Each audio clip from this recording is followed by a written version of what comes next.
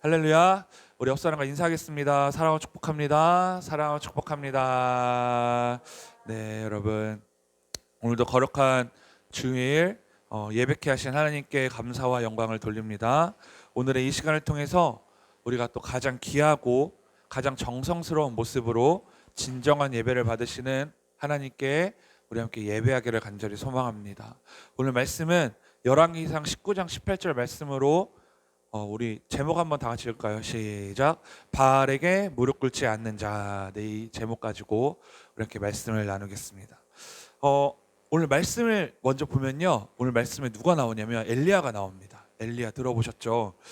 오늘 본 말씀이 19장인데 19장 이전에 그 상황을 먼저 우리가 간단하게 알아볼 필요가 있습니다. 그 전에 말씀을 먼저 보면요, 갈멜산에서 하나님의 편인 엘리야가 우상 바알을 섬기는 선지자 450명과의 전투를 대결을 합니다. 이 대결의 내용은 어떤 내용이었냐면 제단에 불을 내리는 것으로 하나님이 참신인지 아니면 바알이 참신인지를 가리자는 것이었습니다. 근데 그 결과가 어떻게 됐습니까? 하나님이 엘리야의 제단에 불을 내리셔서 하나님께서 참신임을 증명하셨고, 그 후에 엘리야는 바알의 선지자들을 다 죽였습니다. 그런데 우상 바알을 숭배했던 북이스라엘의 여왕 이세벨은 자신에게 속해 있던 바알 숭배자들이 전부 죽임당하는 사실을 알고 분노하기 시작했습니다. 그리고 그 분노를 엘리야에게 이렇게 표출을 했는데 2절 말씀에 나옵니다. 2절. 우리 2절 한번 다 같이 읽어볼까요? 19장 2절 시작. 이세벨이 사신을 엘리야에게 보내어 이르되 내가 내일 이맘때에는 반드시 내 생명을 저 사람들 중 한 사람의 생명과 같게 하리라. 그렇게 하지 아니하면 신들이 내게 벌 위에 벌을 내림이 마땅하니라 한지라. 아멘. 자, 여러분, 이세벨이 엘리야에게 분노하며 말하죠. 엘리야, 내가 이맘때까지 내가 너를 반드시 죽일 거야. 내가 너를 못 죽이면 신들이 나에게 무서운 벌을 내려도 좋아 라고 분노를 표출했던 것이죠. 이세벨은 독이 가득 차서 무섭게 엘리야에게 경고와 협박을 하는 것이었습니다. 이제 이 이야기를 누가 들었겠어요? 엘리야가 들었겠죠. 엘리야가 들어서 이제 무서워서 자기 종 하나를 데리고 유다 땅 브엘세바라는 땅으로 갔습니다.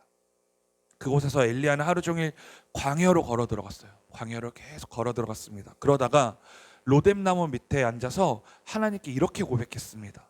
하나님, 제가 지금까지 해온 것만으로도 충분한 것 같습니다. 이제 제 목숨을 거두어 가십시오 라고 하나님 앞에 말을 했습니다.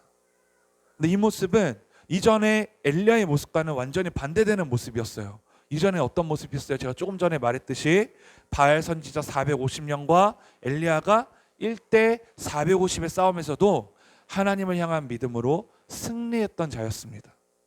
그런데 이제 이세벨이 반드시 너를 죽이겠다 이 선포를 듣고 두려운 나머지 하나님께 어떻게 말합니까?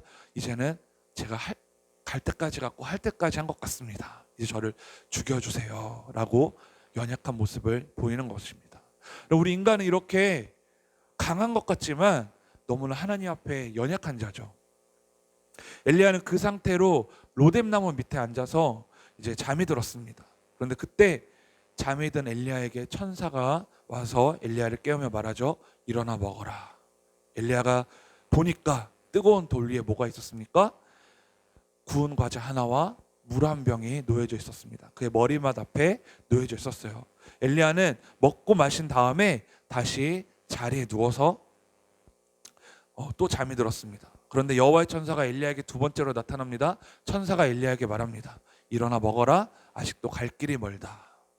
그래서 엘리야는 자리에 일어나서 먹고 마셨습니다. 이렇게 지쳐있던 엘리야에게 하나님은 천사를 보내셔서 먹고 마시게 하셨던 것입니다.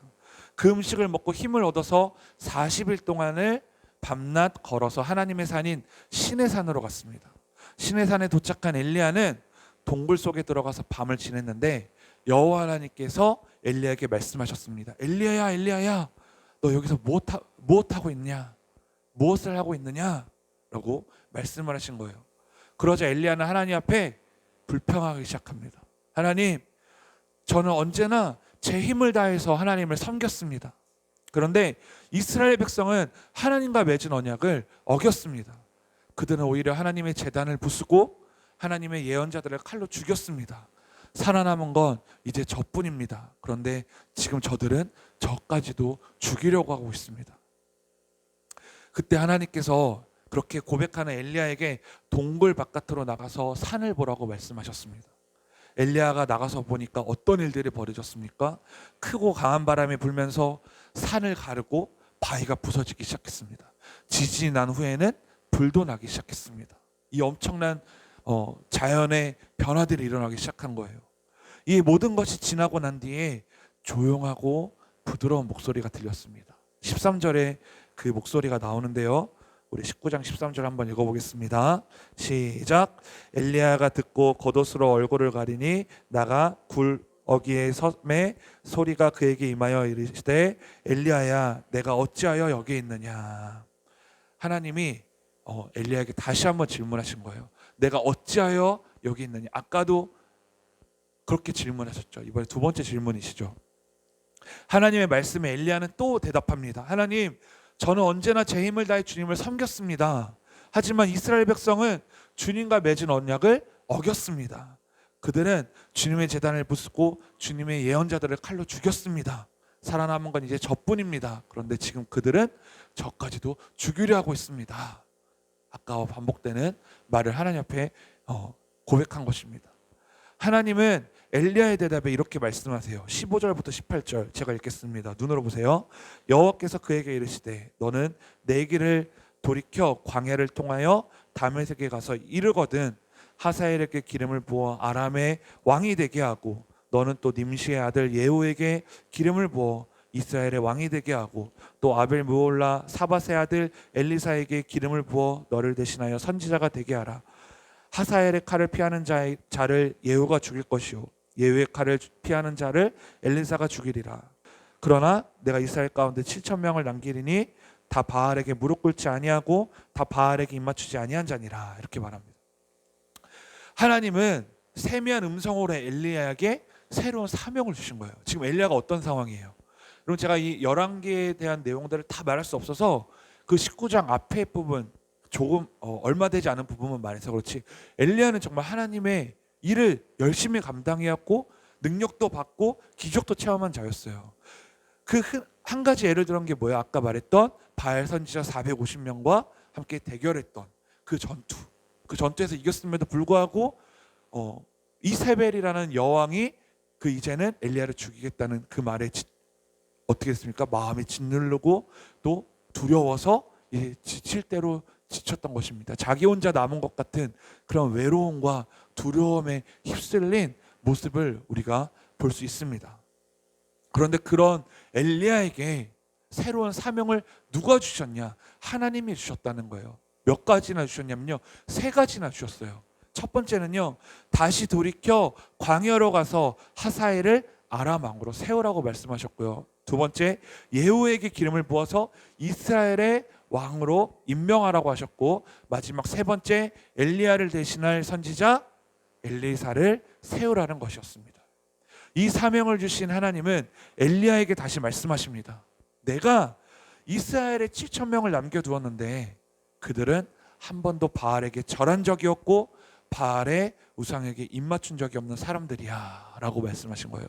지금 엘리야가 가장 힘든 건 뭐냐면요, 지금까지 하나님의 일을 감당해오며 하나님의 역사와 기적을 이루는 그 과정 가운데 이제는 자기 혼자만 남았다, 너무 힘이 들고 지친다라는 그 어려움과 극복하지 못하는 문제로 인해서 굉장히 지칠 대로 지쳐 있었던 거거든요. 근데 하나님은 뭐라고 말씀하셨냐면, 내가 이스라엘에 7천 명을 남겨두었는데 그들은 한 번도 바알에게 절한 적이 없고 바알의 우상에게 입맞춘 적이 없는 사람들이야 라고 말한 거예요. 여러분, 하나님의 이 말씀을 들은 엘리야는 어땠을까요? 엘리야가 자기는 혼자 남아서 그 우상을 섬기는 사람들, 바알을 섬기는 사람들과 혼자 싸우는 줄만 알았던 거예요. 바알 선지자들과 싸우고 이세벨의 협박과 죽음의 예고 앞에서 혼자 외롭게 서 있는 줄 알았던 것이죠.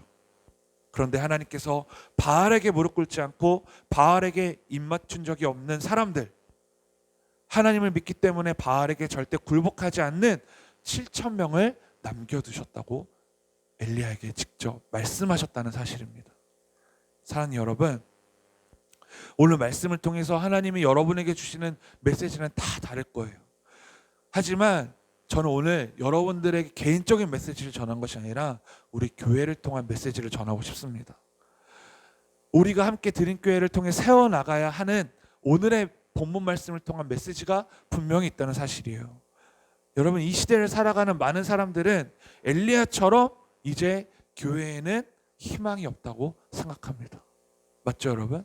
제가 굳이 구체적으로 설명하지 않아도 여러분 다 알고 계시죠? 소망이 없다고 말합니다. 부흥은 없다고 말해요. 이 말에 여러분 어떻게 반응하십니까?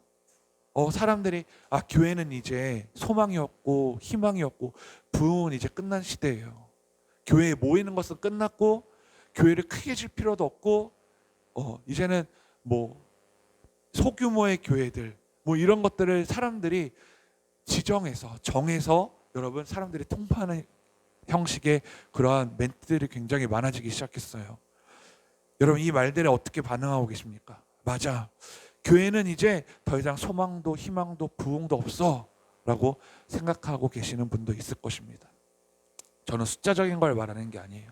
복음의 확장에 대한 부흥을 말하는 것입니다. 하지만 저는요, 그렇게 생각하지 않아요.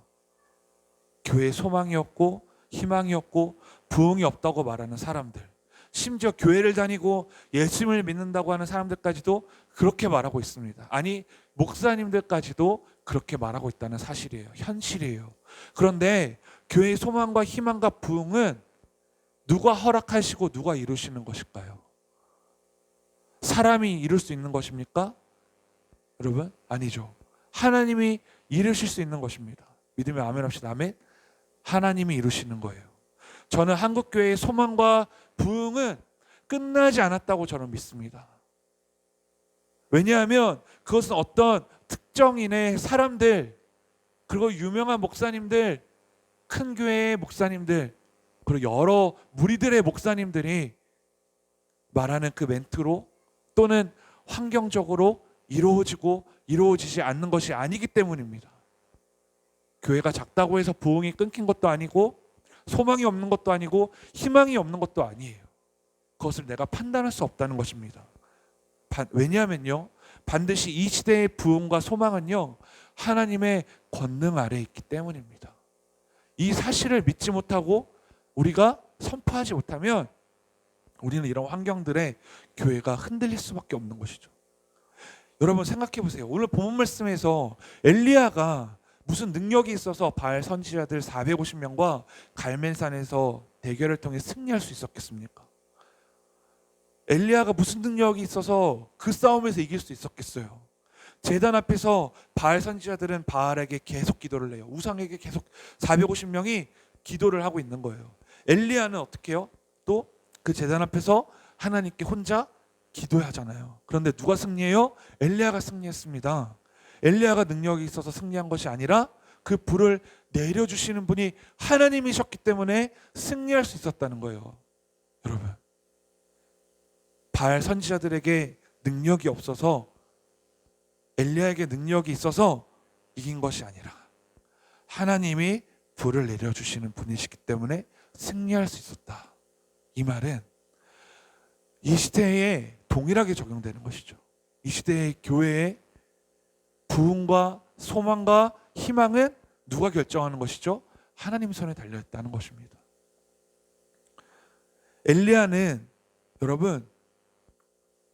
엘리야는 이세벨의 죽음의 경고와 협박으로 지치고 무력해져서 하나님께 자신을 어떻게 해달라고요? 죽여달라고 해요. 죽게 해달라고까지 합니다. 자신 혼자 이런 힘든 삶을 살아가는 것처럼 느껴졌던 거예요. 하지만 하나님은 천사를 통해서 엘리야를 먹고 마시겠어요. 하나님이 함께 하셔서 회복하게 하신 것이죠. 강한 바람과 지진과 불을 보여주셔서 하나님이 어떤 하나님이신지도 보여주셨어요. 왜 강한 지진과 불과 또 그 많은 자연 재해들을 엘리야에게 직접 그 시내산에서 보여주셨을까요? 내가 바로 이런 자다라는 것을 엘리야에게 보여주신 것이죠. 하나님이 엘리야를 협박하고 있는 이세벨보다 강한 분이심을 엘리야에게 나타내고 있는 것입니다. 여러분, 그렇다면 우리가 무엇을 깨달아야 됩니까? 우리가 누구에게 소망을 얻어야 됩니까? 누구에게 회복을 얻어야 됩니까? 이 시대에 많은 교회들이 지쳐있고 코로나 바이러스로 인해서 교회에서 모든 활동이 중단되어 있지만, 여러분, 우리가 그렇다고 해서 우리까지 지치면 안 되죠. 왜냐하면 우리에게 소망이 있기 때문이죠. 지쳐있는 엘리야에게 하나님이 천사를 보내주셔서 그에게 뭐라고 말씀하셨습니까? 너 여기서 뭐 하고 있는 거야? 너 여기서 뭐 하고 있는 거야? 그러면서 천사를 통해 먹을 것을 주셔서 회복시켜 주셨죠. 하지만 엘리야는 또 잠이 들었어요. 지쳐서 소망을 잃어서 또 잠이 들었어요. 하나님이 두 번째 엘리야에게 천사를 보내서 말씀하십니다. 너 여기서 도대체 뭐 하고 있는 거야? 그런 엘리야에게 먹을 걸 주셔서 또 회복시켜 주시죠. 그 회복으로 인해서 엘리야는 40일 동안 걸어서 하나님의 산인 신의 산에 갈 수 있었던 거예요. 우리가 무엇을 통해 회복을 기대하고 계십니까? 많은 사람들이 교회는 안 된다고 하고 소망이 끊겼다고 하고 희망이 없다고 말하는 이 시대에, 그렇다면 여러분, 무엇을 통해서 우리가 회복되어야 될까요? 하나님을 통해 회복되어야 된다는 것입니다. 그런데 너무나 안타깝게도 이 시대에 다 그렇진 않지만 조심해야 될 것이, 소망과 회복을 어디서 찾고 있는지 우리 자신에게 먼저 되물어야 될 것 같습니다. 우리 교회를 통해 다시 한번 질문해 봐야 될 것 같습니다. 그렇게 지쳐있는 우리의 영적인 부분이 누구를 통해 회복하고 있는지. 사랑하는 여러분, 우리 또한 마찬가지입니다. 세상의 유혹과 핍박으로 인해 무기력해지고 지쳐있을 때 우리의 시선이 하나님에게서 떠나 있으면 아무것도 할 수 없어요. 정말이에요. 그런데 그 무기력과 지쳐있을 때의 회복은 어떻게 일어날까요? 회복이 어떻게 일어날까요? 반드시 하나님을 떠난 시선이 다시 하나님을 향할 때 비로소 회복되는 것임을 여러분 믿으시기 바랍니다. 하나님을 만날 때 회복되는 거예요. 이 말은요, 작게는 나의 부흥, 그리고 우리 가정의 부흥, 교회의 부흥, 나라와 민족의 부흥, 열방의 부흥은 하나님에게서 떠난 시선을 다시 하나님을 향할 때 이루어짐을 믿으시기 바랍니다. 어떠한 프로그램, 어떠한 많은 재정을 쏟아 부어서 이런 것들이 아니라요, 다시 하나님을 향한 시선을 찾는 것이 부흥의 시작이라는 거예요. 여러분, 내가 지쳐 있습니까? 내가 영적으로 침체되어 있습니까? 저도 마찬가지예요. 이 코로나로 인해서 교회에서 아무것도 할 수 없으니까요, 많이 지쳐 있을 때가 있었어요. 그런데 제가 언제 정신을 차리냐면요, 다시 하나님을 향해 내 시선을 옮길 때 제 영적으로 회복이 이루어지기 시작했습니다. 여러분 자신이 영적으로 지쳐 있습니까? 그러면 다시 하나님을 향하십시오. 다시 말씀으로 눈을 돌리십시오. 다시 내 입술이 찬양으로 향하십시오. 그리고 내 무릎이 기도하는 무릎이 되십시오. 그러면 반드시 회복의 역사가 일어난다는 거예요. 여러분의 가정이 지쳐 있습니까? 그러면 내 입에서 불평불만이 아니라 기도가 외쳐져야 됩니다. 내 손길과 발길이 분노의 손길과 발길로 향하는 것이 아니라 무릎 꿇고 기도의 시간으로 다시 돌아가야 된다는 거예요. 내 눈이 내 가정에 안 좋은 것만 찾아서 돌아다니는 것이 아니라 내 눈이 다시 말씀으로 향해야 된다는 거예요. 그럴 때 어떻게 되는지 아세요? 가정의 회복이 일어난다는 거예요. 여러분, 이 나라가 불안하고 두렵고, 여러분, 여러 가지 지금 코로나로 인해서 얼마나 힘이 들고 어렵습니까? 제 입에서도 불평이 하루에 몇 번 나오는지 몰라요. 하지만 제가 깨달아 있을 때는 나의 입술에서의 불평이 아니라 나의 입술에서 기도가 외쳐져야 된다는 거예요. 내가 입술로 불평한다고 해서 이 나라의 회복과 내 가정과 내 자신의 회복이 일어날까요? 절대 일어나지 않아요. 어떻게 해야 회복이 되는 거예요? 내가 이 나라를 일으킬 수 있는 방법이 있어요. 그것이 무엇일까요? 여러분, 저 인공위성에서 나라는 사람을 점으로 찍는다고 해서 티도 안 납니다. 그렇죠? 저를 찾아서 점으로 찍어도요, 그 볼펜 하나의 점도 안 돼요. 그런데 나라는 사람이 영향력이 없는 게 아니죠. 내가 이 나라를 일으킬 수 있는 방법이 무엇이 있을까요? 그것은 내가 기도하는 거예요. 내가 주님 앞에 기도하는 거예요. 그렇게 하지 않으면 이 나라의 회복이 일어나지 않는 거예요. 이 교회의 회복이 어떻게 일어날까요? 여러분, 교회가 어떤 사업적인 부분이면 뭐 어떻게 해서든지 뭘 개발해서라도 하지만 이 교회의 부흥은요, 하나님 앞에 있거든요. 그렇다면요, 이 교회 회복은 무엇을 통해 이루어질 수 있을까요? 이 빈자리가 무엇을 통해 채워질 수 있을까요? 그것은 바로 나의 기도라는 사실이에요. 내 자녀를 위해서 기도하는 그 시간, 내 부모님을 위해서 기도하는 그 시간, 내 형제 자매를 위해서 기도하는 그 시간, 내 친구들을 위해서 기도하는 그 시간, 그 시간이 바로 회복의 역사가 일어나는 그 시간이라는 것입니다.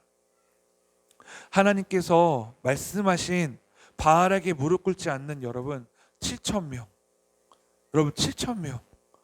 엘리야는 자기 혼자밖에 없는 줄 알았어요. 바알에게 무릎 꿇지 않고 하나님 편에 서는 자가 엘리야 자신밖에 없는 줄 알았어요. 그런데 하나님은 너처럼 바알에게 무릎 꿇지 않는 자 7,000명이 있어.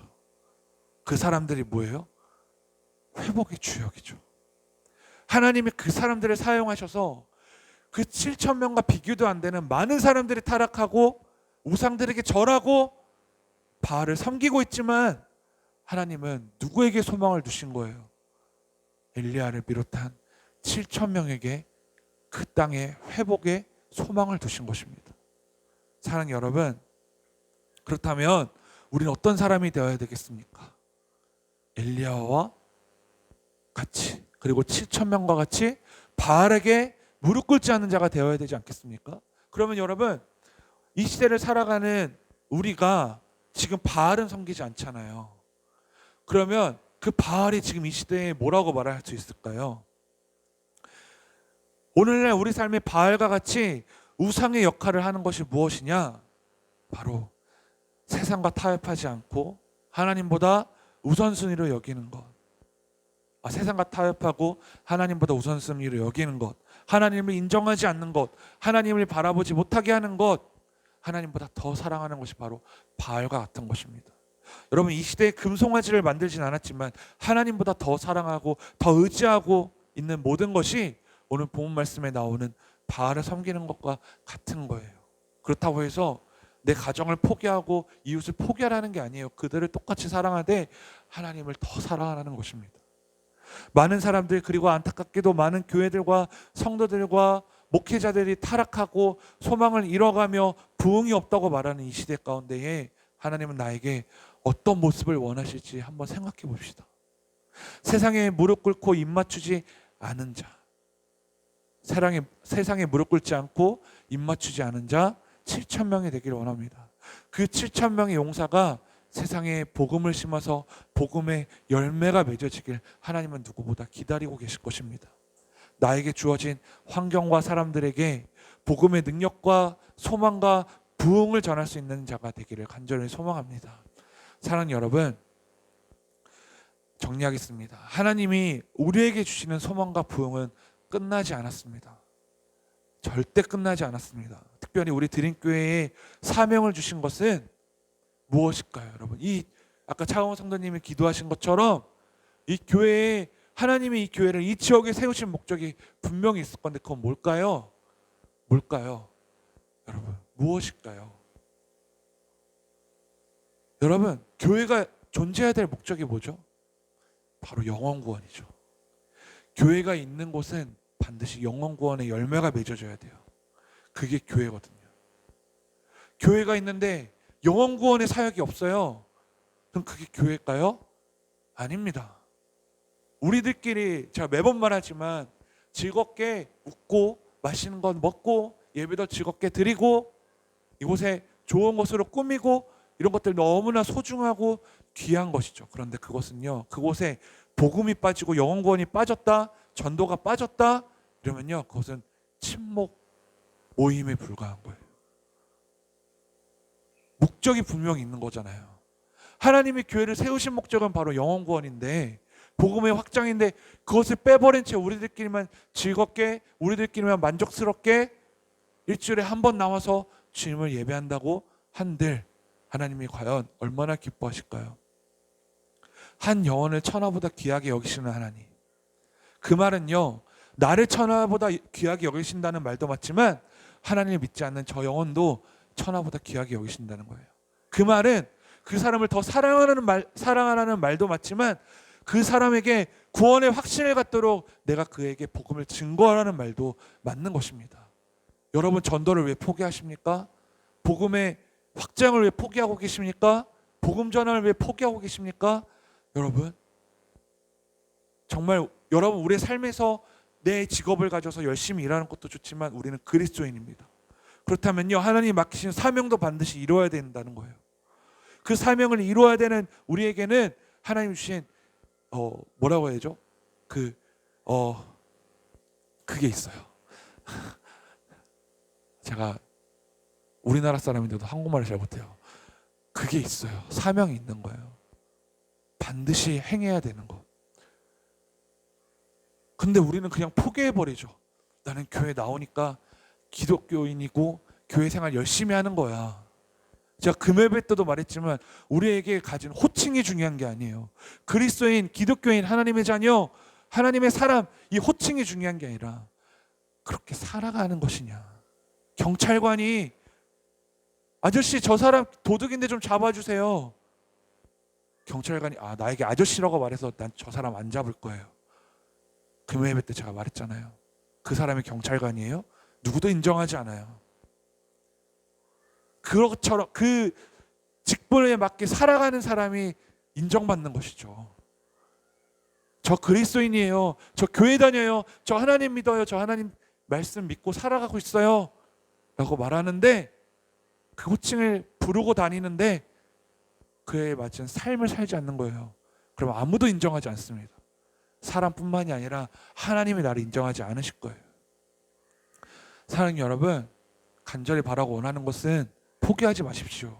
하나님이 포기하지 않으셨는데 왜 내가 포기해야 되는 걸까요? 하나님이 이 시대에 교회를 포기하지 않으셨는데 왜 우리가 먼저 포기합니까?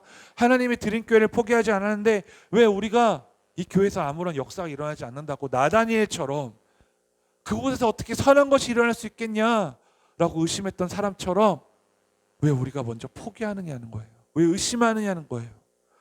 왜 내 자신은 전도할 수 없어? 내 자신은 복음을 말할 자격도 없고 왜 나 자신은 너무 부족해서 아무것도 할 수 없어? 라고 포기하냐는 거예요. 여러분, 가서 이 성경책 들고 예수님 믿으세요 라고 말하는 게 아니에요. 그게 전도의 올바른 목적도 맞지만요, 내가 정말 이 말씀대로 살아가느냐, 그것이 진정한 전도라는 거예요. 내가 정말 이 말씀을 지켜 살아가는 것이 진정한 목적, 전도라는 것이죠. 예수 천국 불신족 피켓 들고 다니라는 게 아니라요, 내가 정말 그 영혼을 사랑하고 그 영혼에게 예수님의 사랑을 전하는 것이야말로 진정한 전도라는 거예요. 여러분 믿으십니까? 여러분 그게 포기되면요, 이 시대의 교회는 희망이 없습니다. 내 자신이 먼저 포기하면요, 이 시대의 교회가 무너지는 거예요. 우리 성도님들이 포기하면요, 우리 주님교회도 포기되어지는 거예요. 여러분, 새로운 소망을 주시고 새로운 비전을 주시고 새로운 능력을 주시고 새로운 부흥을 주시고 새로운 목적을 우리에게 허락하실 하나님을 기대하는 마음으로 주님 앞에 나아가는 여러분과 제가 되기를 소망합니다. 여러분, 우리 드림교회 하나님이 분명히 부흥을 주시고 소명을 주시고 비전을 주심을 믿습니다. 여러분이 그 비전을 발견하길 간절히 소망합니다. 그 부흥을 포기하지 않길 바랍니다. 한 영혼의 구원을 위해서 여러분 오늘도 무릎 꿇으며 주님 앞에 달려가는 여러분과 제가 되기를 간절히 소망합니다.